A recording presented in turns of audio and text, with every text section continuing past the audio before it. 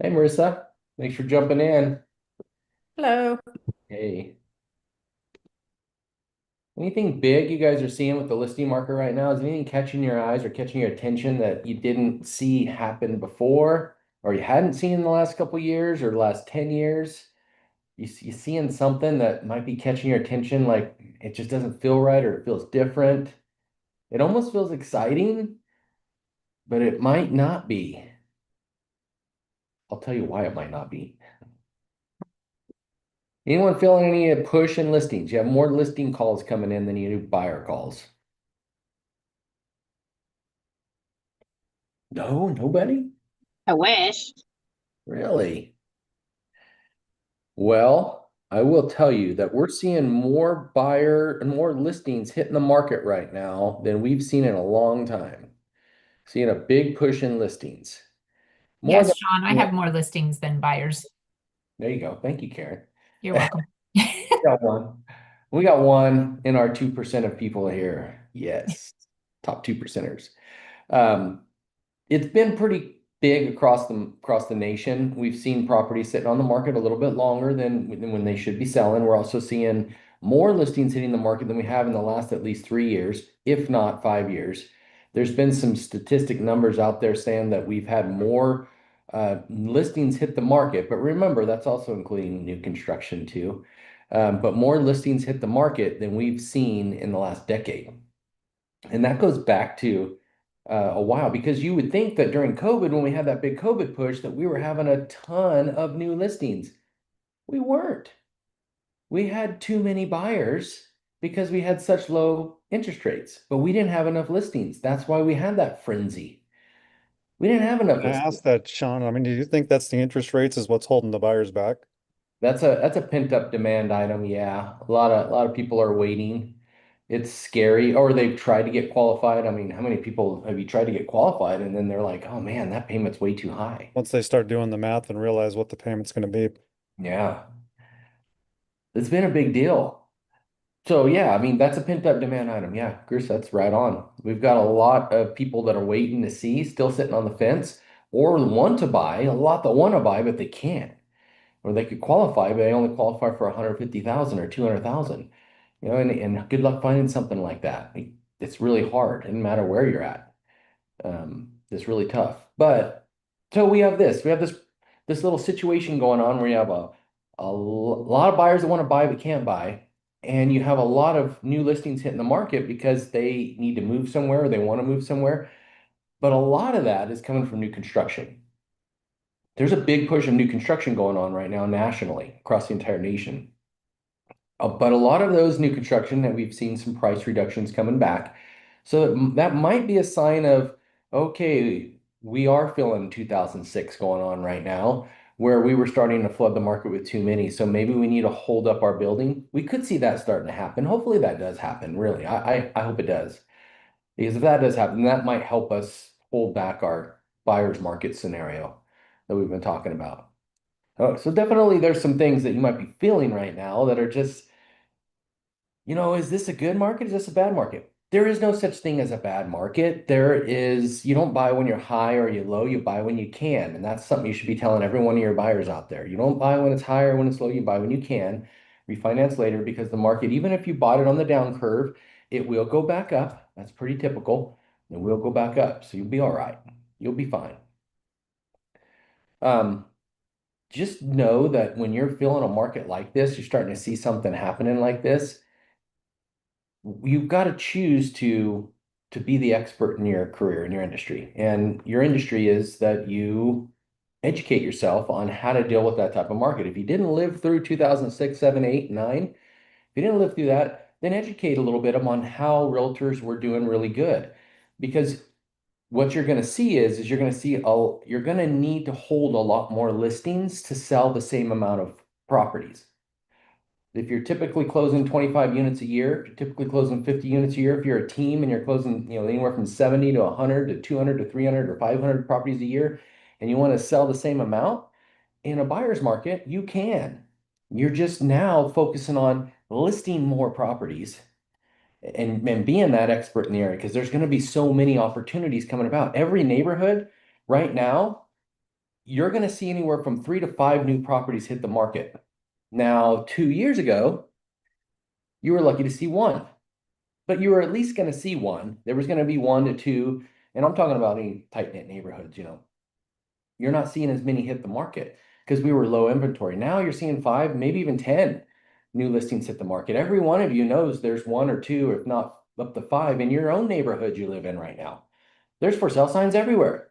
So somebody's listing those. So when you're dealing with a buyer's market, you've got to be the one to get in those neighborhoods before everyone else, before they call somebody else. That's why farming is so huge. That's why farming was created, was for opportunities where you need to pick them up before someone else does. So you're farming and nurturing those neighborhoods so that they know you're the go-to in the neighborhood. They're not going to call their brother that lives on the east side of the state to list that house if you're the one that has the majority of the listings in that neighborhood, because they know you're the expert. You know this neighborhood. You're listing everything in this neighborhood. So they might call their brother, but they're going to also call you. And they might tell you that I have a brother that's a realtor. And what you should say is, that's great. By the way, when can I come by? And I can kind of show you a little bit about what the neighborhood's been doing. Objective handlers. We got an objective there for a second. So we got to get them over here and get them away from that thought pattern of the brother. And we need to bring a contract with us, prepared for them to sign it, because they do want a list or they wouldn't have called you. But you're the expert in the neighborhood, so they know you're the one. How do you become the expert of every neighborhood that you're farming? By getting into that neighborhood every week, sometimes twice a week. That's door knocking it twice, at least once a week. If not, you know, at least a mailer, you can't just do a mailer. You can't just do a door knock. You've got to find a house in that neighborhood and do an open house, and you serve that open house and make sure everybody in that neighborhood knows that you're the one doing the open house. It's becoming the celebrity of those neighborhoods. The celebrity. Think about the celebrity. You know who they are. You know your favorite celebrity out there. You know them. You know the name. Does that neighborhood know you like that? If not, that's what we're talking about doing. And as farming is all about that name recognition in that neighborhood. Tony Larson's not on here. He was on an airplane flying to Oregon. And he said, the person sitting next to him leaned over and said, "Hey, you're that real estate agent, aren't you?" It happened. He was like, wow, it happened. It's like they recognized me, the celebrity. Guess what? He's listing that house. You're going to see it go on the market in the next week or 2. He's getting the listing. I didn't say that part. I'm sorry. They said, "You're that realtor, aren't you, in the Treasure Valley or in Idaho?" "Yeah, okay, yeah." And then they get to talking about a house she needs to sell. He scheduled an appointment with them, and now he's meeting with them, and they do want to list, and he's going to list it. That's what we're talking about. How do you become that person that people recognize you? If you're not right now, that should be part of your goal for 2025, is that I need to become the celebrity of my area. Now, if I'm telling you Treasure Valley, that's a big goal and you can do it. And it should be part of your 5-year plan to become the celebrity of Treasure Valley, the celebrity of Tulare County, or Treasure Valley of Idaho. How do you become the celebrity? Where your face is known, where people get to know you in the grocery store, where it's hard to go anywhere without seeing somebody you know or somebody recognizes you. How does that happen? Well, it starts with baby steps. That's with milestones. You're setting a goal for this month, okay? This month, my goal is that I'm going to focus on my neighborhood, where I live. Everyone in my neighborhood needs to know I'm a realtor. How do I do that? I got to get in there and meet each and every person, each and every house. Okay, let's expand that out now. I'm going to get the neighborhood that's over on, 10th and Orchard. What is that? No, Indiana and Orchard in Caldwell. I know it's up the street from my house. I'm going to get that neighborhood. It's Toll Brothers neighborhood, and there's a Lennar neighborhood there too. I want to make sure every one of them knows that I'm the person, that I'm a celebrity. I got to get them. So first I got my own neighborhood. Now I'm going to get that one. Okay. Now I'm going to go to another one. Maybe I'll do another one on the next city over. Okay. So now I'm starting to spread these seeds all over it. But what am I saying is you've got to become the celebrity of those tight-knit neighborhoods first. Most people will say though, and this is very true, is you need to be the celebrity of your SOI first. That's most important. If your SOI, your brothers, your sisters, your biggest fans don't know that you're a real estate agent and that you're hungry for another listing, you got to be hungry. You can't be not hungry. They won't use you. They won't think it's important to call you. If your own SOI doesn't even know, how are you going to get your neighborhood to know? Some people say, I don't like working with my sphere of influence. I've had that. I've had coaching clients that say, but I don't like working. I don't want to work with my brothers and sisters. It's too hard. Okay, well then you realize that a sphere of influence is just a referral database system. You may not sell your brother or sister a house, but your brother and sister, by golly, better be screaming from the hilltops that you're the only realtor in the entire county or the entire valley to use to all their people. And remember, most weddings have 200 people, roughly, give or take, show up to the wedding, 100 from the bride, 100 from the groom. So if they know 200 people, your goal is to work your SOI to get a referral from them.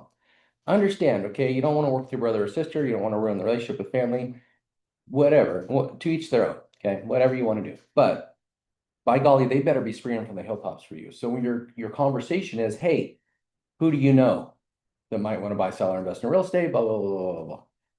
Because I'm hungry. I'm looking for new listings. Right now, there's a lot of new listings hitting the market. I want to make sure my sign's on the majority of them.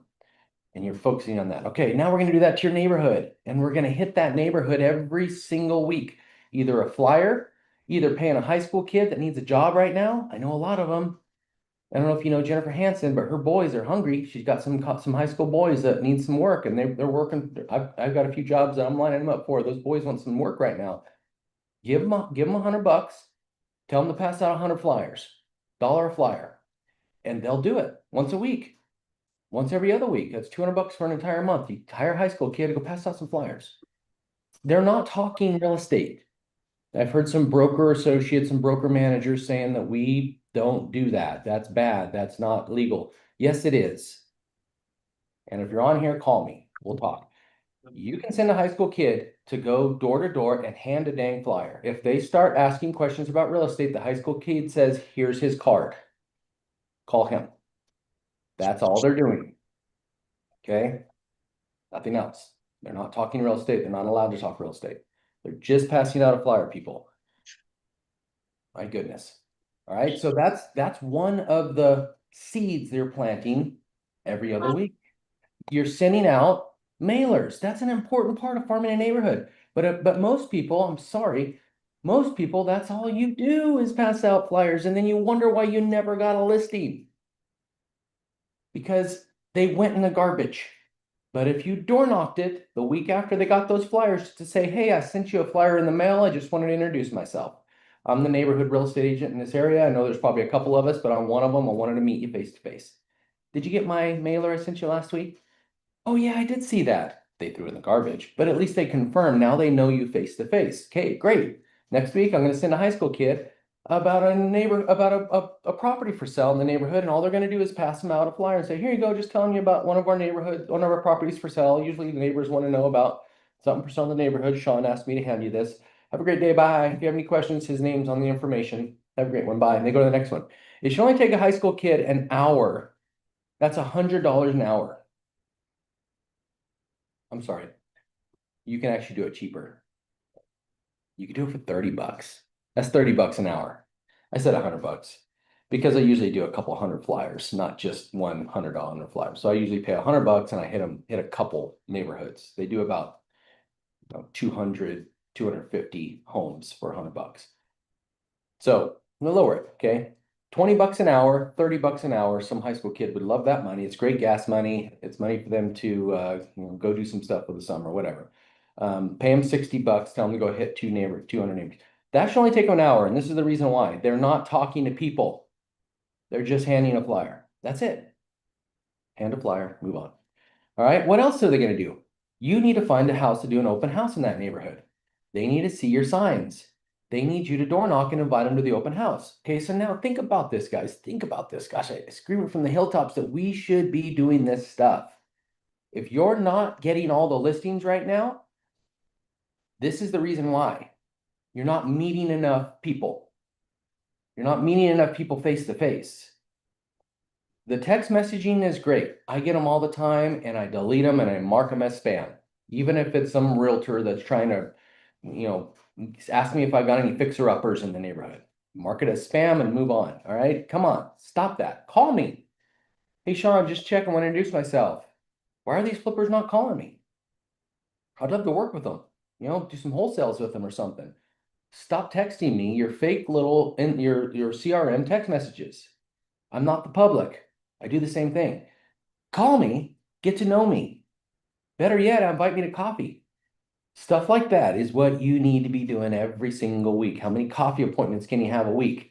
It might cost you, get a cheap drip coffee, get water and buy them a coffee. If you don't have the money, do something though. Meet them face to face. That's how you're going to be the listing king and queen in the neighborhood. In a market like this, every one of you should have multiple listings and be prepared to get a lot more listings over the next year. So if you're going to set yourself up for success, not failure, set yourself up for success, not failure. You need to be planning for the future flood of listings. Planning for the future means you're getting into these neighborhoods, means you're getting into your SOI.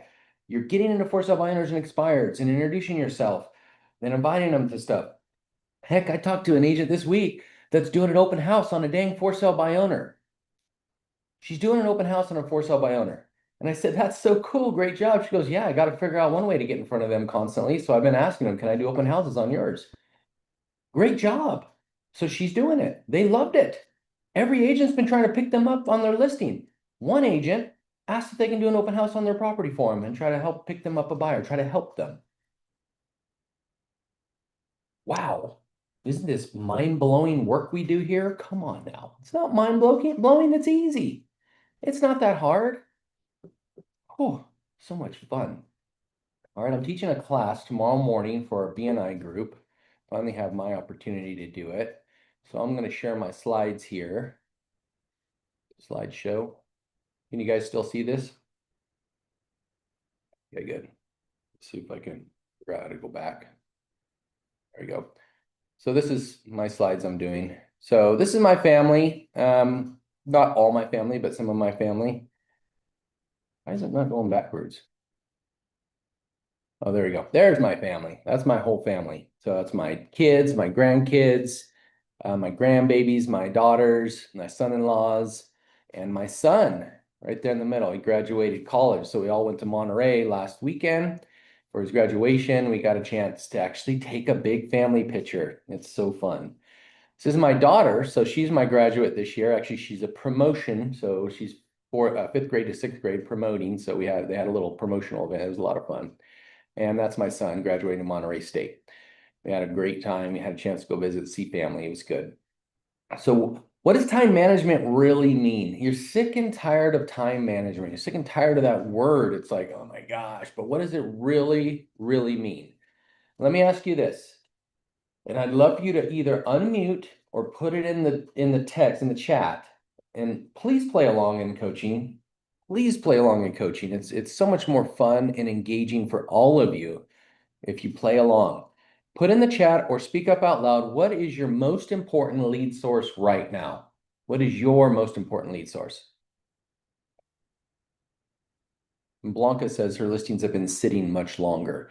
And that's what we're talking about. That's a seller's market. That's exactly what I'm talking about, Blanca. That's why in a buyer's market, you get more listings.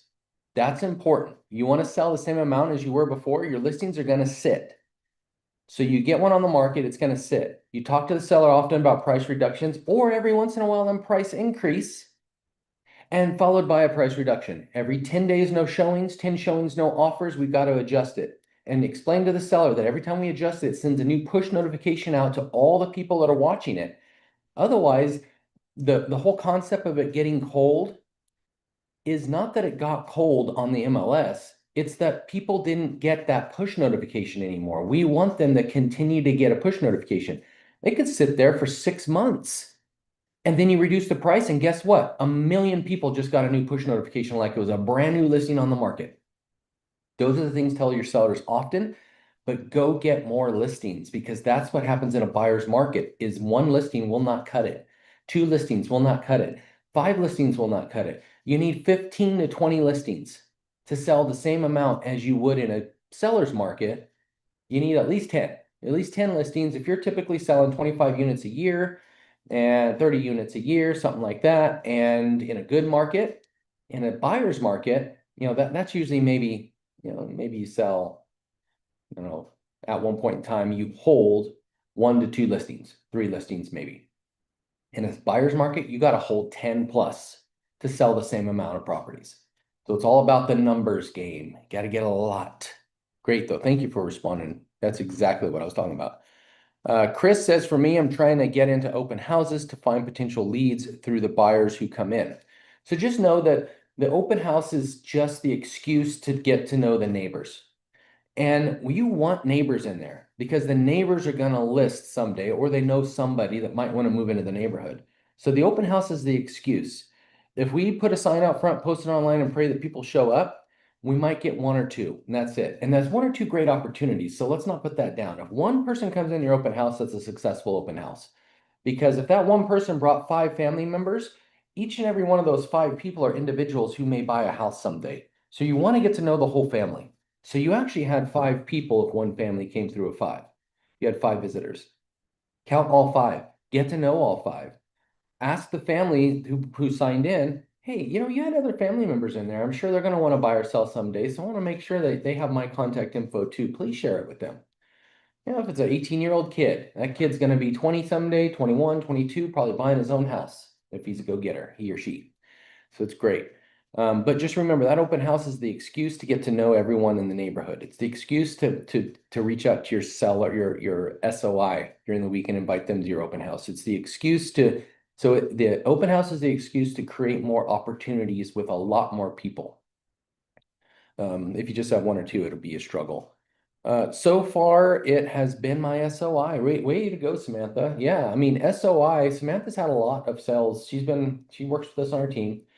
She's our Oregon agent, so she works in Oregon, but she is now licensed in Idaho. I think she's still waiting for her fingerprints, I believe, in Idaho.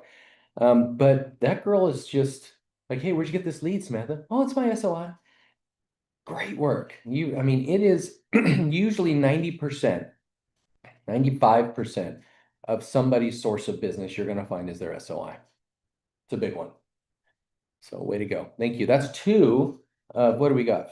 20 people on this call? Something like that. I don't know. Some of them are read IAs.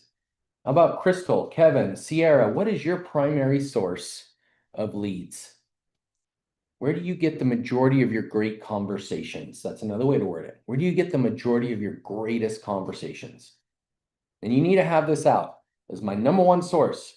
And the reason why is this is my biggest fans. My number 1 way to feed my business is this one. If you haven't charted this out yet, chart it out. If you don't know, that's a problem. We've got to have a structured real estate business. What is your primary number 1 source that feeds your business opportunities? What's your secondary source? Your third source? Crystal, Kevin, who else we got on here? Margaret, John Valencia, calling you guys out. Give me some sources. Marissa, Vilene, Kevin, Real Geeks, open house. Oh, I love Real Geeks. Great system, Kevin. That's mine too. I love Real Geeks. Door knocking, great system. Sierra says open house is family, so SOI and door knocking. Sounds very consistent so far. Keep it going. Who else we got? A couple more people. In every business, there are 2 key most important departments. Who knows what they are? In every business, doesn't matter if you're a construction contractor, doesn't matter if you're a plumber, doesn't matter if you're a real estate agent, doesn't matter if you're a lender, doesn't matter if you're an insurance agent. There's 2 key most important departments within your company. Who knows? Nobody knows. Your marketing department, open houses, family, door knocking. Oh, customer service. Yes, that is one of the 2. Customer service, also known as servicing. Servicing. Customer service and servicing. Marketing department. So you have your marketing department and your servicing department. That's 2 different departments. Okay. Marketing department, servicing department. Which one's most important? I'm making you dizzy. Marketing department or servicing department? Which one is the most important departments inside of your business? You guys are running a high level business.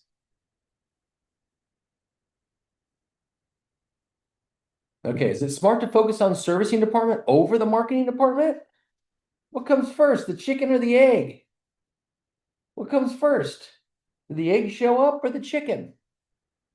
Both are equally important. Both are major requirements in your daily activity. But marketing is most important. And what we're talking about here, all those amazing things, Real Geeks, open house, door knocking, open house, family, SOI, door knocking. Those are the most important most important part of your business. But what happens when you get 1 or 2 listings, you shut down the marketing department or you slow it down to nearly nothing. And guess what? If you're doing no marketing, you have nothing. I repeat, if you wonder why you have no listings right now or very few, it's because your marketing department is probably closed or at least really, really low on the marketing department.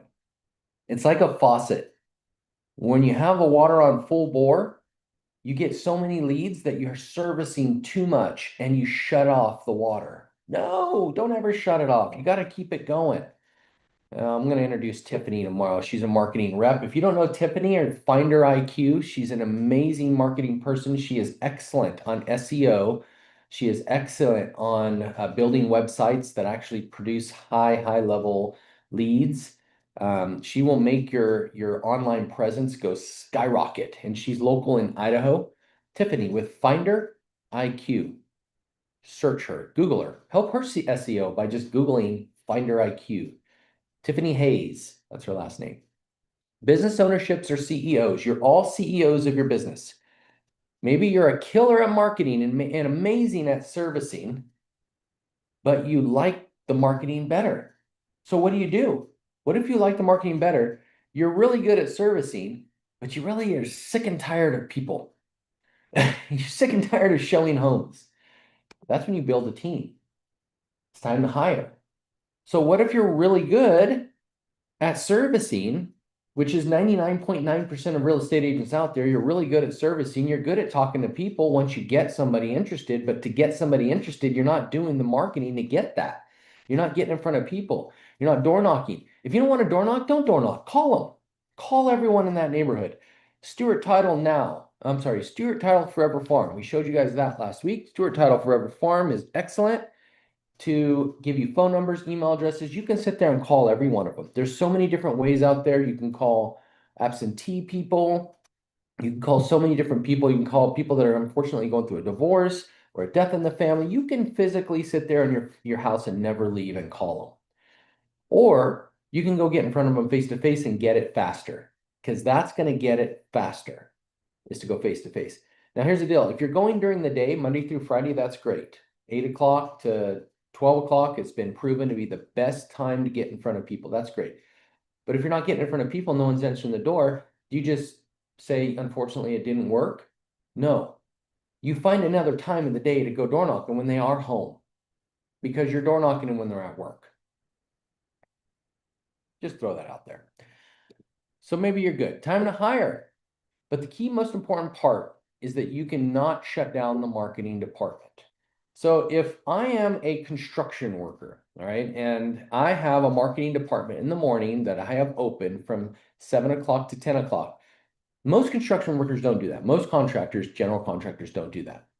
They don't do marketing much at all. And they'll do a little online presence. They'll make sure they're on Google Local Services, which every one of you should be Google screened.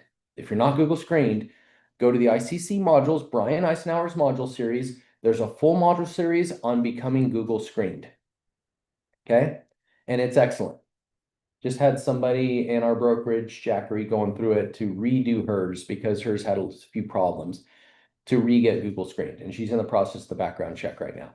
All she did was go through those modules and got it done. She's getting it done. Very simple. So you should have that. And most construction workers, most contractors, plumbers, they do that. But what they do is they go service. So they show up at the job at 8 o'clock in the morning and they work 8 o'clock to 5 o'clock. They take a lunch break. You're no different as a real estate agent. You want to do the servicing just like that plumber does. But the plumber is a failing. So is the real estate agent. Your marketing department must be open every day. And this is what your calendar, a simple calendar, should look like. Fill in the blanks in what you're actually doing in this time. Lead measures are actively reaching out to people to pick up a new referral. Lag measures is out there showing homes or working with a buyer to get them pre-approved. Believe it or not, that's a lag measure. It has a time in your day to service. That's a servicing. You already got it. You need to get more, so you can't shut off the flow. So we're actually lead generating, whether you're a contractor, if a general contractor script should look like this. Okay, so I usually start my day at 10 o'clock and I work from 10 o'clock to 5 each day. I know that kind of seems a little off to you, and let me explain to you why I do that. Is it important for you that I call you after the job is done in 6 months to check in and make sure the job is still holding up, or to see if there's anything more you need from me? Is that important for you, for me to do that? That kind of customer service? To get a call from me just to make sure everything's still holding tight? They're always going to say, oh yeah, that's amazing. That's what I do between 8 o'clock and 10 o'clock every morning, is I'm calling every old job and checking in on them to make sure that everything is good, or to see if I need to schedule a time to come back out and fix something. And then from 10 o'clock, I show up at my jobs that I'm currently working, and I work them until 5 o'clock. That makes sense? They're going to be like, oh, yeah, show up at 10. I love that. That's what you should be doing, is every day as a real estate agent, you should be working that 8 o'clock to noon, or at minimum 8 to 9. That's 1 hour a day. If you have a ton of servicing to do in the afternoons. And stop letting contractors, stop letting handymen, stop letting home inspectors schedule during your lead generation time. Shame on you. Stop that. They want to do that in the morning. They want to get it done because it's hot in the afternoon in summers. But guess what? You're not available during that time. So you need to schedule it around the time you are available, which is right here. This would be 10 o'clock to noon or 1 to 5. What works for you, Mr. Inspector? And you schedule that time. What if your seller says that's the absolute only time I can do? Then I say, okay, just know I won't be able to be there because I do have another appointment during that time. So I'm just going to have them knock on the door and you can let them in. And this is what they're going to do. You don't need to show up. What if the closing table comes around and you say, I have to be at a closing? This makes me laugh every time I hear an agent say, hey, I've got a closing, so I have to cancel my coaching call with you. I'm a lead measure. We're going to talk about how we're going to make you more money, and you're canceling it for a lag measure because it's closing. You don't have to be there. They're the ones signing, not you. Let them sign. Show up in the end. Bring them a balloon. Meet them at the house. Hand them their keys. That's the fun part. But you don't need to show up at the closing table. And if you have to do that, say, that doesn't work for me. Unfortunately, I have an appointment. Can you schedule it for 10 o'clock? And I'll be there. That's my servicing side of things. This is very important stuff, guys. You're letting things get in the way of your time that you were supposed to be working your job to make more money. Here's a couple books to help you, and you should always be reading a book. Audio books are what work for me.